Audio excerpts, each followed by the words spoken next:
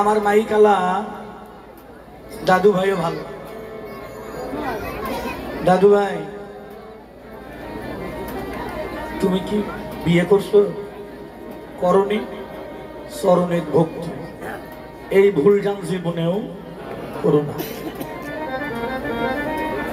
আমরা করছি, আমরা বুঝি। ওই টিনের বাক্সের পাল্লার যাই পড়ছে তার এহকাল পরকাল শেষ হয়ে গেছে নাকি?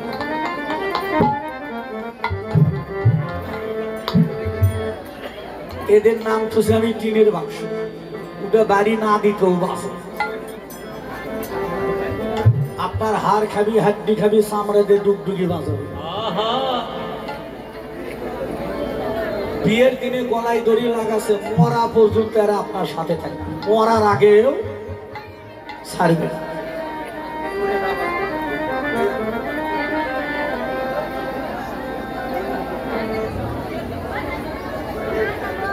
মাইক খেলা দাদু ভাই, সুন্দর মাইক সেট। সবচাইতে বেশি ভালো লাগে আমার এই জায়গাটা, নদীর ধারে কীর্তন, ভালোবাসি। জয় হোক মাইক আল্লাহ দাদু ভাইয়ের মাইক সেটের, জয় হোক, জয় হোক গুরুদেব। যে যার কাছে আশ্রয় নিয়েছো, পাপ দেহ বিক্রি করে দিয়েছ, প্রত্যেকটি গুরুদেবের জয় হোক। ছোট্ট একটা কথা বলে আমি কীর্তনে ঢুকবো। যারা পিছনে আসবেন দয়া করে পিছনে থাকবেন, পিছনে থেকে সামনে আসার চেষ্টা করবেন না। বাবা মা, আমার পার্শ্ববর্তী ইসলাম ধর্ম, এখানে আমাকে বেশিরভাগ বায়না করে তাদের জন্য। আমি বগুড়া জেলাতে গান খুব কম গাই, গাই না বললেই চলে, হঠাৎ হঠাৎ দুই একটা। আমাদের সবসময় গান বাইরে, সিলেট, চট্টগ্রাম, মানিকগঞ্জ, যশোর, ফরিদপুর, খুলনা, বাগেরহাট, কক্সবাজার, দূরে দূরে আমরা থাকি। বগুড়া জেলাতে বেশি ভাগ্যে পড়ে না, বলে অনেক কমিটি বলে, হয় না, সময় হয় না। এনারা প্রতিবারই বলে, এর আগে পাইছিলাম। যাই হোক, এবার আপনাদের চরণধুলি পাওয়ার জন্য আইসি। আমার ইসলাম ধর্মের অনেক মা বাবা আছে, তরিকার মা বাবা, গুরু ধরা মা বাবা। আমার একটা ছোট্ট কথা, আমার ইসলাম ধর্মের অনেক মা বাবা বসে আছেন, আমি একটা ছোট্ট কথা জানতে চাই। ইসলাম ধর্মে সব চাইতে মৌলানা না, যদি মৌলানা বলি তাহলে আপনারা বলবেন সাইদি সাহেব। আমি মৌলানার কথা বলি না, আমার আলোচনা হলো ইসলাম ধর্মে সবচাইতে বড় একটা গুরুদেব ছিলেন, গোসাই। আমরা যারা গুরুদেব বলি, আপনাদের মধ্যে তাকে পীর বলি। আমার একটু জানার বিষয়, ওনার নামটা কি? ইসলাম ধর্মে এ মায়েরাই, তোরা শান্ত হয়ে বস।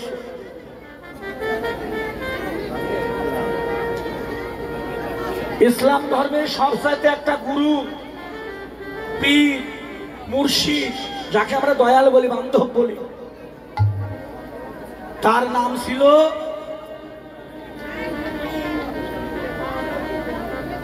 কি বাবা? হ্যাঁ, চরণে প্রণাম, ভক্তি জানাই, উত্তর সঠিক। তেনার নাম ছিলেন বড় পীর আব্দুল কাদের জিলানী।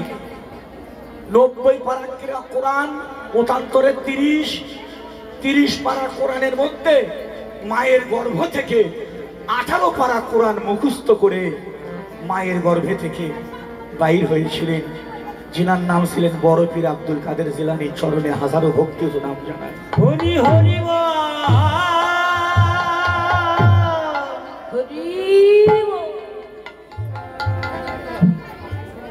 ছোট ছোট খালি ধরে থাকবে। তাহলে বাবা, এ মায়েরা, কেউ কথা বলবে না, অনুরোধ অনুরোধ। দিদিমণিরা, আমি যা কই তাই শোনো।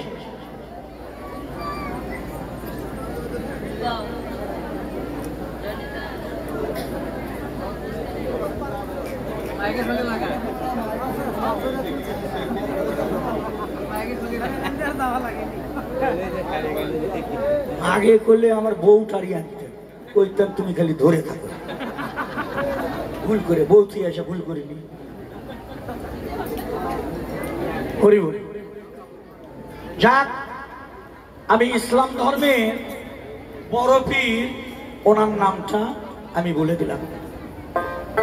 অনেক মা বাবা বসে আছেন, আমার শিষ্য বাবা আছে মোহন, আর আপনাদের এলাকায় একটা গুণীজন ব্যক্তি আমার এই চঞ্চল দাদা, উনি কয়েকটা বই লিখছে। ও যে বই লিখছে ওই বই যদি পড়তে চান ঘরের দরজা বন্ধ করে পড়তে হবে। তাহলে হিসেব করেন এখন কি লেখা আছে। হরি বল। ওনার কয়েকটা বই লিখছে, সেই বইগুলো দরজা জানলা বন্ধ করে পড়তে হয়। তাহলে এখন নিজেকে প্রশ্ন করেন, বইয়ের মধ্যে কত গভীর, কত নিগুড় তথ্য, যাহা জীবের কাছে বলা সব বুঝবে না, অন্য কিছু ভেবে বসে থাকবে। অনেক জ্ঞানী মানুষ আমার চঞ্চল দাদা, দেখতে শুনতে যা হয় হোক নাকি বাবা মোহন, মাঝি কালো হোক তাতে দুঃখ নেই, কিন্তু ডালা ভরা যদি মাছ থাকে, মাঝি কালা হোক ওদের দরকার নেই, সাদা হোক, মাঝি যারা মাছ মারে। মোহন, মাঝি কালা হোক তাতে দুঃখ নেই, কিন্তু ডালায় যদি মাছ থাকে তবে তার দাম আছে। আমার দাদা দেখতে শুনতে যাও, কিন্তু ওটা মাল ভরা। আমার দাদাও আছে, আমার শিষ্য মোহনও আছে, আপনারাও আছেন। আমার একটু জানার বিষয়, দুপুর বেলা কয়েকটা প্রশ্ন করছি, একটার উত্তর 3 দলের একটার কাছেও পাইনি। আবার নতুন করে প্রশ্ন আনলাম। ইসলাম ধর্মের বড় পীর যার নাম ছিল আব্দুল কাদের জিলানী,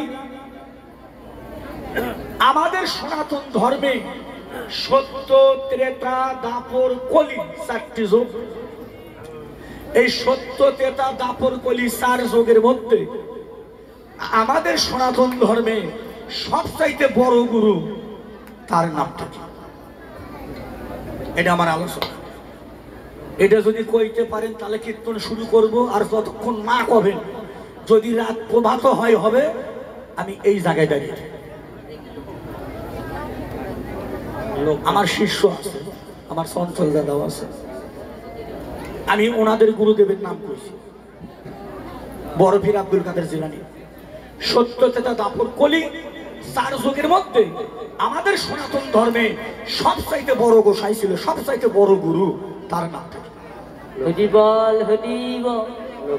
লোকনাথ।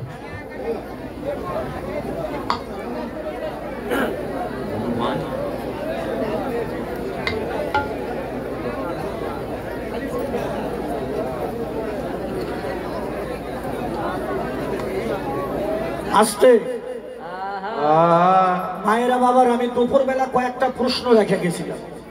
প্রশ্ন আমার জানার বিষয় ছিল, একটা উত্তর পাইনি। আমি বলেছিলাম দুপুরের আসরে 3টা দলের কাছে আমার একটু জানা, খালি 3টা দল নয়, বাংলাদেশের যত দল, বাংলাদেশ অফ ভারত ইউটিউব চ্যানেলে কথাটা গেল। যদি কেউ জানেন আমার একটু বলবেন, আমি আপনার চরণে ভক্তি রাখবো। আমি বলেছিলাম দুপুরের আসরে যারা ছিল তারা শুনেছেন, আমি বলেছিলাম দুপুরের আসরে যে ধরা দেবী সেদিন মুদির দোকানে স্তন কেটে দিলেন, ওই দোকানদারটার নাম কি ছিল? আর ধরা দেবী স্তন সেদিন কয়টা কেটেছিলেন? 2টা কেটেছিলেন না 1টা কেটেছিলেন? আর ওই দোকানদার ওই ধরার কাছে একটা অস্ত্র তুলে দিয়েছিল স্তন কাটার জন্য, যেটাতে কোনো ধার ছিল না, অস্ত্রটার নাম কি ছিল? আর ওই ধরা যে মুদির কাছে, দোকানদারের কাছে স্তন বন্ধ রেখে চাল ডাল নিয়ে গিয়ে ভগবান নারায়ণের সেবা দিলেন, ওই দোকানদার এই ধরার স্তনখানা কি করেছিলেন? পরবর্তীতে বৃন্দাবনে এসে এই ধরার স্তনটা কোন কুলে জন্ম পেয়েছিলেন? স্তনটা হলো কি? একটা উত্তর আমি পাইনি। তারপরে বলেছিলাম, আর একটা কথা বলেছিলাম যে আপনারা কেউ কালো তিলক পরেন, কেউ সাদা, যেমন আমি কালো তিলক পরছি, আপনারা সাদাটা পরছেন, কিন্তু আমার একটু জানার বিষয়, কেউ কালো পরে কেউ সাদা পরে, কিন্তু আমি জানতে চাই প্রকৃতি সত্যিকারের যে তিলক, আসলে তিলকের রংটা কি হবে? এটা কি কালোই হবে, সাদা হবে, না অন্য কিছু? এবং বলেছিলাম আমরা যে তিলক আসতে, আমরা যে কাঠিটা দিয়ে তিলকটা কাটি, এই কাঠিটার মাপটা কতখানি? খালি হাত আন্দাজে বানালে হবে না, ওই কাঠির একটা মাপ আছে। কাঠিটার মাপ কতখানি ছিল, দুই পাশে দিল, মাঝখানের জায়গাটা ফাঁকা। এই জায়গাতে একটা ভক্ত বসে থেকে সবসময় কৃষ্ণ নাম করছে। এই ভক্তটার নাম কি ছিল? হরি বল, হরি বল।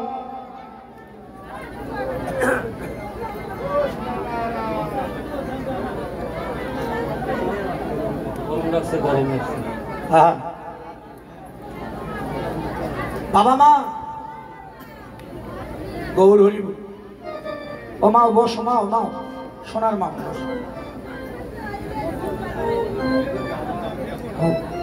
ওরা রাত জাগে বেশি, ওরা ঘুমাবি না কি?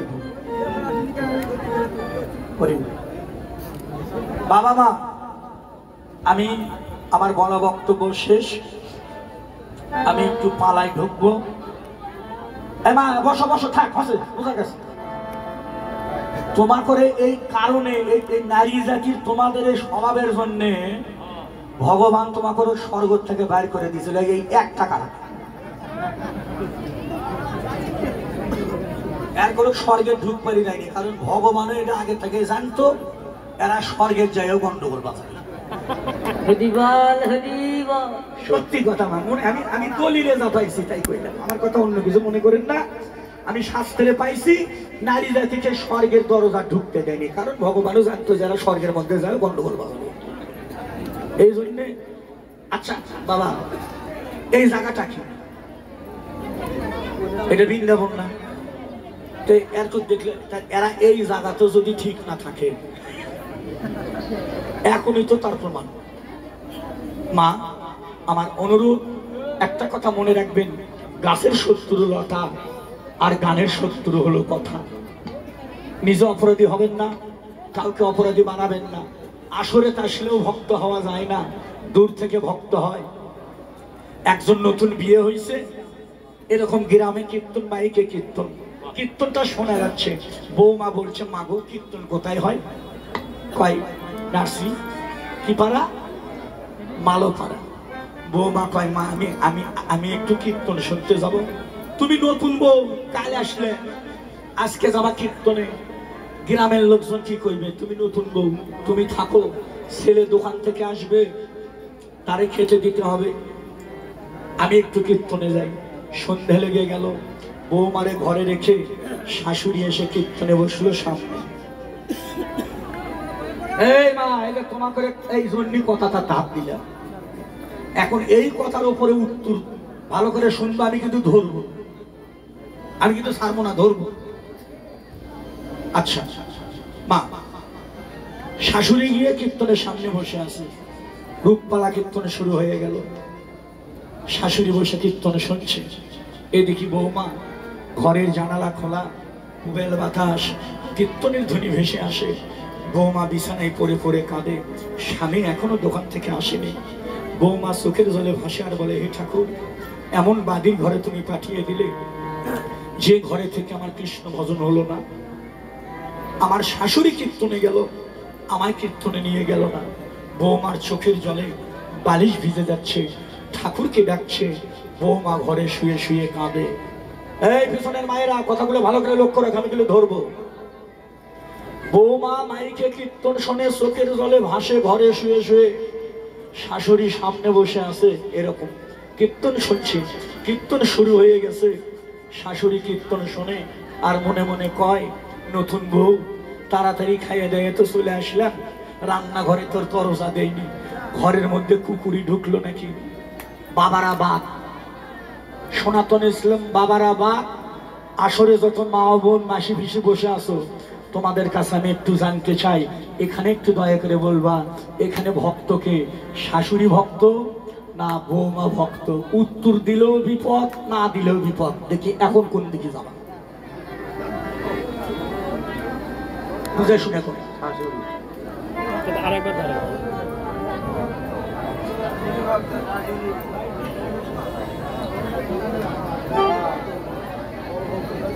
তাহলে ভক্তকে বৌমা না শাশুড়ি? কে?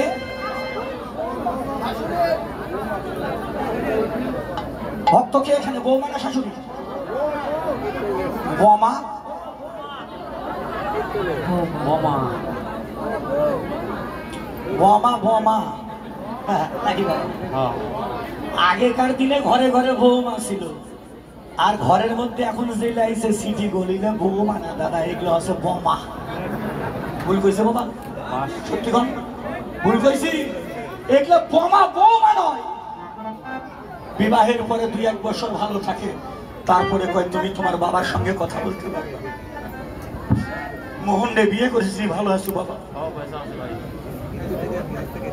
এই জন্য মাইখানারে কইছিলাম বিয়ে করিস নি, ভালো আছিস। আমি নারীকে ভালো চিনি, ওই দল তো আমার বাড়িতে আছে সর্বহারা।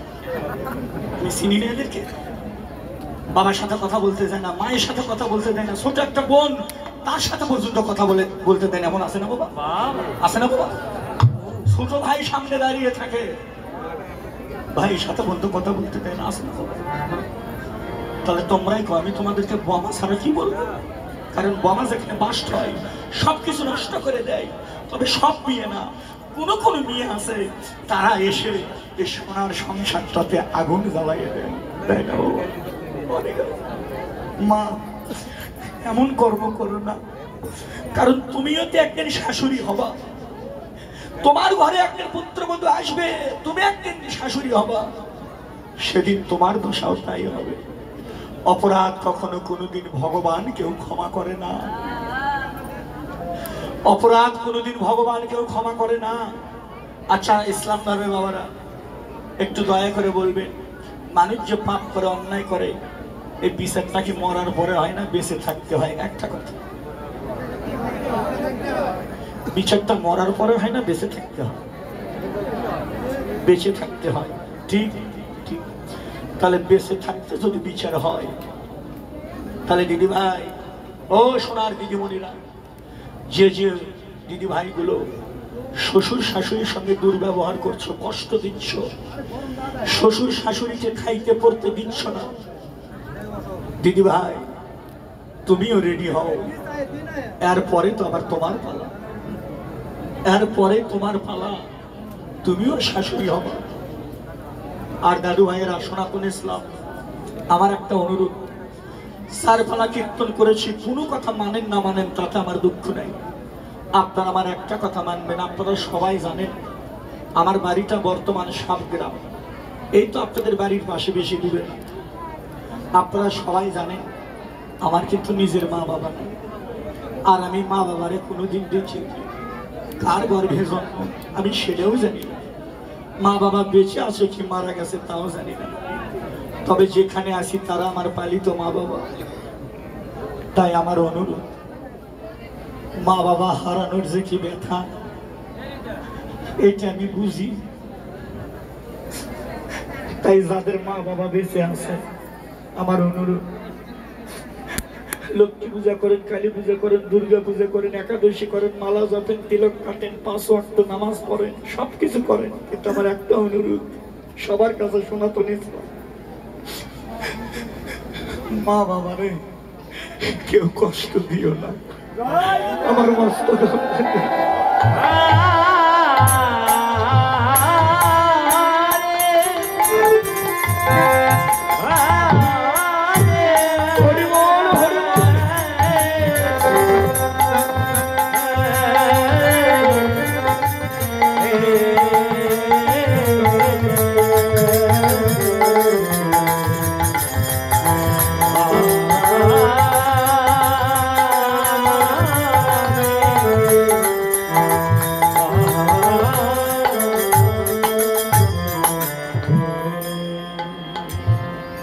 বল। মাসিমা, লক্ষ্মী পূজা করলে কতটুকু পুণ্য হবে এটা আমার সঠিক জানা নাই, কালী পূজা করলে কতটুকু পুণ্য হবে এটাও আমি সঠিক জানি না, দুর্গা পূজা করলে কতটুকু পুণ্য হবে এটাও আমার সঠিক জানা নাই। তবে আমি একটা জিনিস জানি, মা বাবার চরণে যদি কেউ ভক্তি রাখতে পারো, সকাল সন্ধ্যা, আমি আসরে বলে গেলাম, মা বাবারে যারা ভক্তি দেয়, মোহন রে, মা বাবার চরণ যারা সাধন ভোজন করে, যমরাজাও তারে পুরুষ করতে পারে না রে, যমরাজা। হরি হরি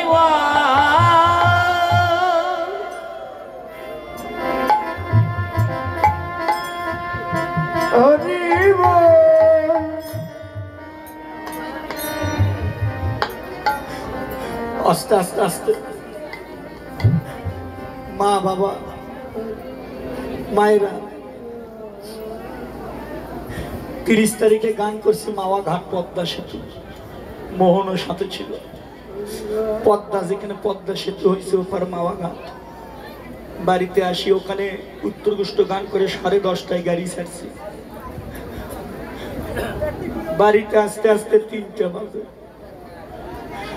আমার স্ত্রী, আমার মেয়ে, বাবা, ভাই বোন সবাই খেয়ে খেয়ে ঘুমাইছে। একটা মানুষ ঘুমাইনি। একবার দরজা খুলে একবার বাইরে যায়, আবার ঘরে আসে। বাবা ডেকে ডেকে কয়, গো তুমি দরজা খোলো, বাইরে যাও, আবার ঘরে আসো। মা কাঁদে আর কয়, গো ছেলেটা বাড়িতে আসবে। রাত্রি 3টে বেজে গেল, এখনো তো ছেলেটা এলো না। দাদু ভাই, বাড়ির সবাই ঘুমিয়ে গেছে, আমার জনম দুঃখিনী মা ঘুমাইনি রে। সন্তান এসে কখন মা বলে ডাকবে, ডাক্তার শোনা ভাষায় বসে।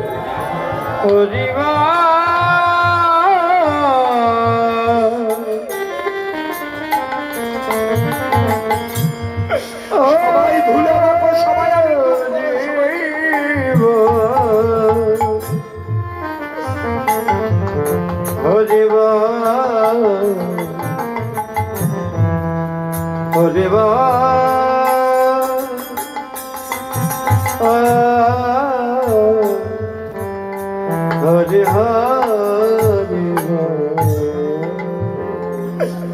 যাদের মা বাবা বেঁচে আছে তারা মা বাবারা চেনে না, যাদের মা বাবা নাই মারা গেছে তারা জানে। দাদু ভাইরা, এই জগতে যার মা বাবা নাই মারা গেছে, মনে করবে এই জগতে তোমার দরদি ভুলে গেছে, তোমার আর দরদি নাই। যারা হারাই তারাই জানে হারানোর কি ব্যথা।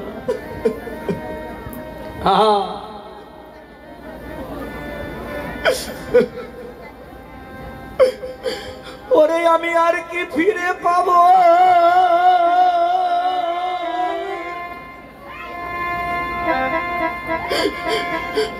ও পাবো রে,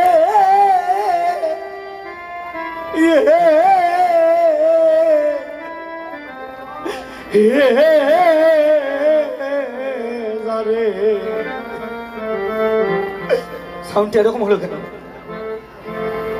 যারে হারা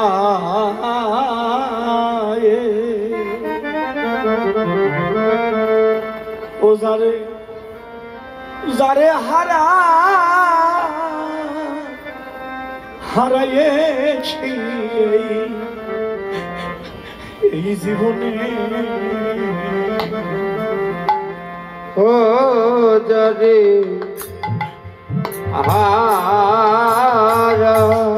সবাই ধুলা মাখো, সবাই আলিঙ্গন করো, ভক্তের সঙ্গ করো বাবা। ও যারে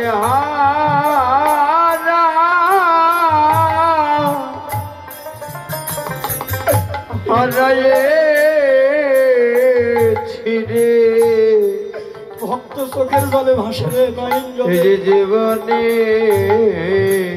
ও যারে যাবে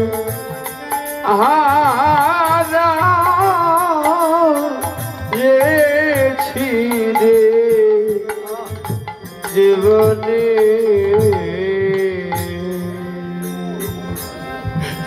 আমি আর কি ফিরে পাবো?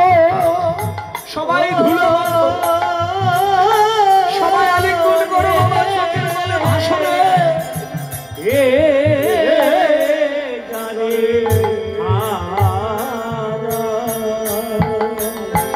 ও যারে হারাইয়েছি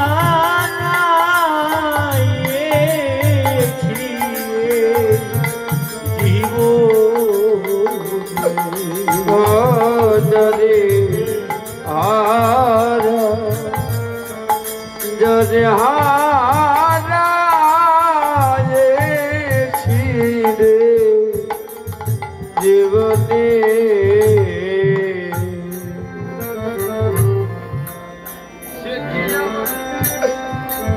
সে কি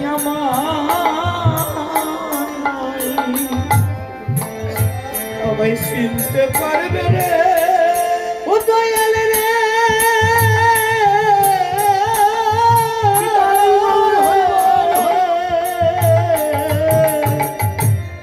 সে কি আমার চিনতে পারবে রে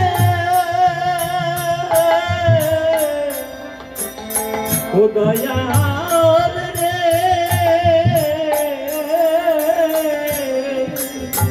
ও যা আমার জল দেখে তুই নয়নে আমার জল দেখে নয়নে আমার জল দেখে তুই নয়নে যারে আর যারে হারায়েছি রে জীবনে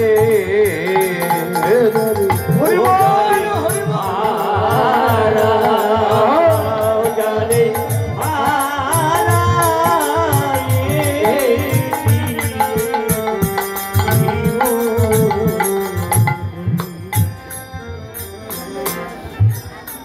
হে ভক্তগণ, সনাতন ইসলাম দুই ধর্মের জন্যই কথা। যারা হারাইছে মা হারা বাবা হারা, কেউ ভাই হারা, কেউ বোন হারা, কেউ ছেলে হারা, কেউ মেয়ে হারা, কেউ কেউ স্বামী হারা গো। স্বামী হারা এই জগতে কেউ গুরু হারা, কেউ মুর্শিদ হারা, কেউ দয়াল হারা, কেউ বান্ধব হারা।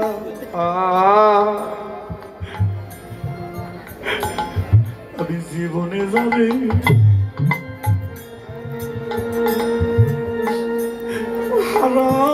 হারাইছি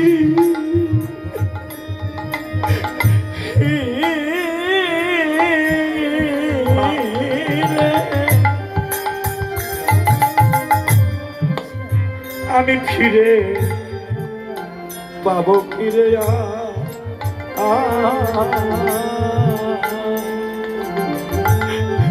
বলিয়ে জীবনে রয়ে গেল রে ওই আমার শুধু শুধু হাহাকার। আমি জীবনে আমি ফিরে পাবো কিরে আর দেখা হবে না, গোটা জগৎ খুঁজলেও আর দেখা পাবো না রে। আমার এই জীবন নিয়ে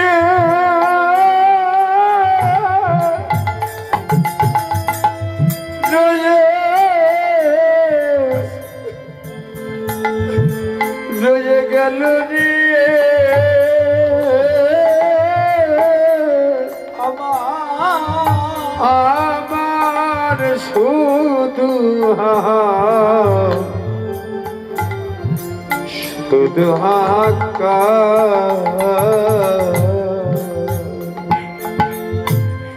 এখন আমার কথা কি তা ও তার মনে আছে রে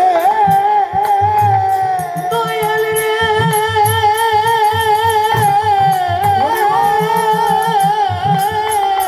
সবাই উলুর ধ্বনি জোর ধ্বনি দেখো আমার কথা কি তা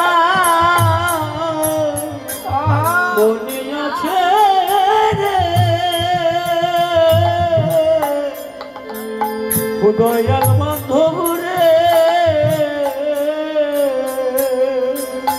দেখো আমার কথা কি তা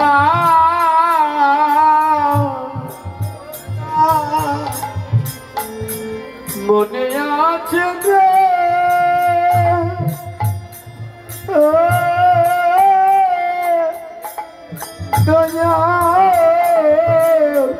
দয়াল রে দয়াল রে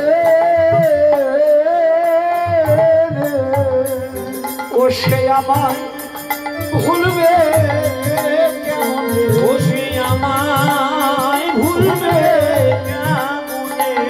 ও সে আমায় ভুলবে কেমনে যারে হারা যারে হারা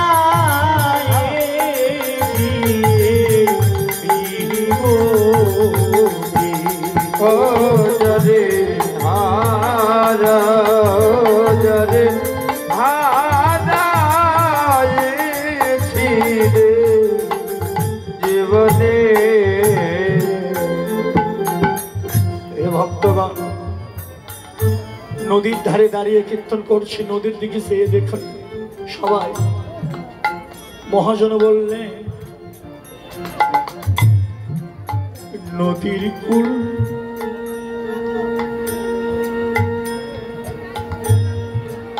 নদীর কুল ভেঙ্গে গেলে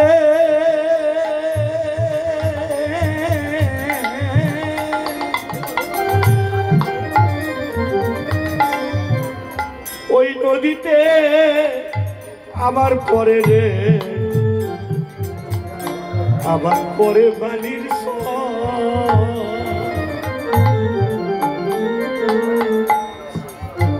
যদি কারো এই জীবন নদী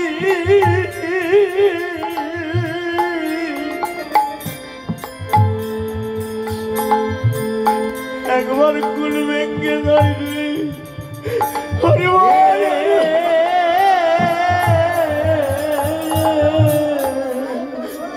এই নদীতে আর পর না সররে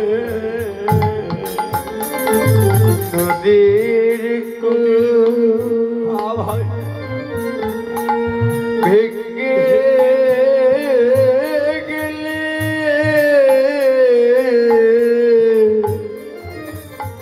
আবার পরে বালির বালির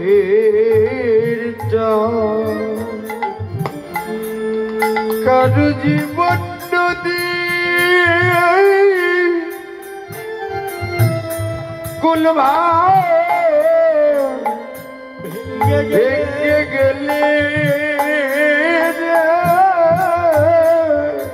নদীতে আর ওই নদীতে আর পরে না এই দেহ নদীতে চরে রে ও ঝাপা ভেঙে গেছে একবার সাজানো ঘরে রে। ও দয়াল রে,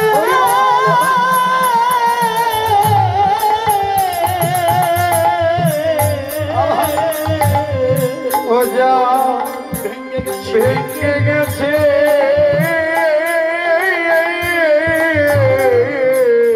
সাজানো ঘর, এই সাজানো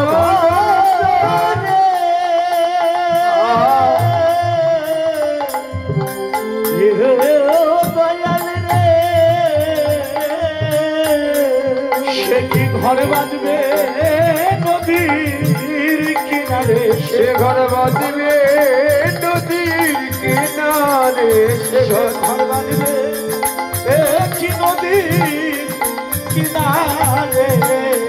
সে ঘর বাঁধবে নদীর কিনারে যাবে আমি যারে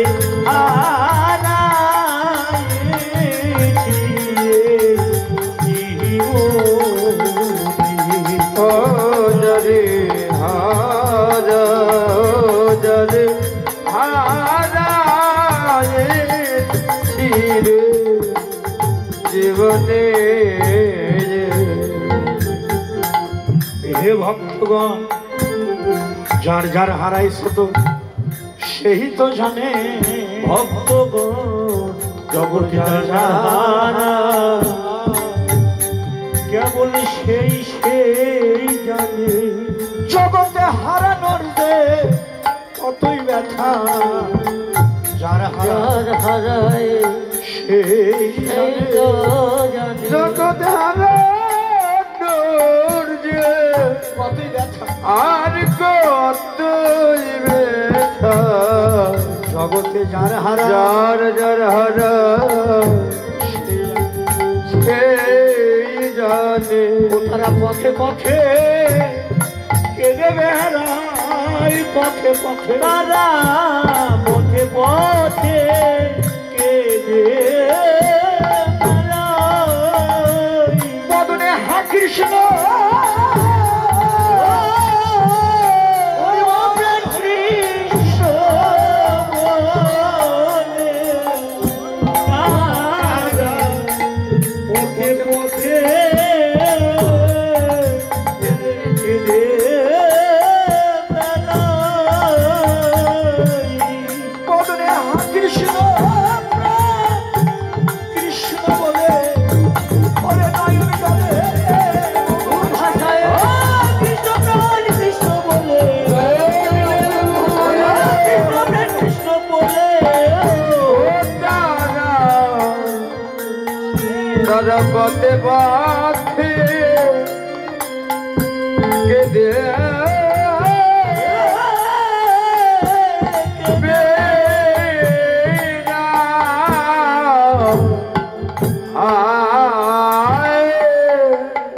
আমার অনুরোধ মা বাবার একটু ভক্তি রাখবেন।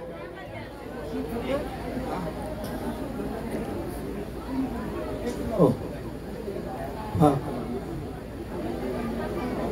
হ্যাঁ, মা বাবা বড় গুরু, ঠিক কইছেন দাদা। মা বাবার ঊর্ধ্বে গুরু নেই। এই জগতের সবচাইতে বড় গুরু আমাদের মা বাবা। চঞ্চল দাদা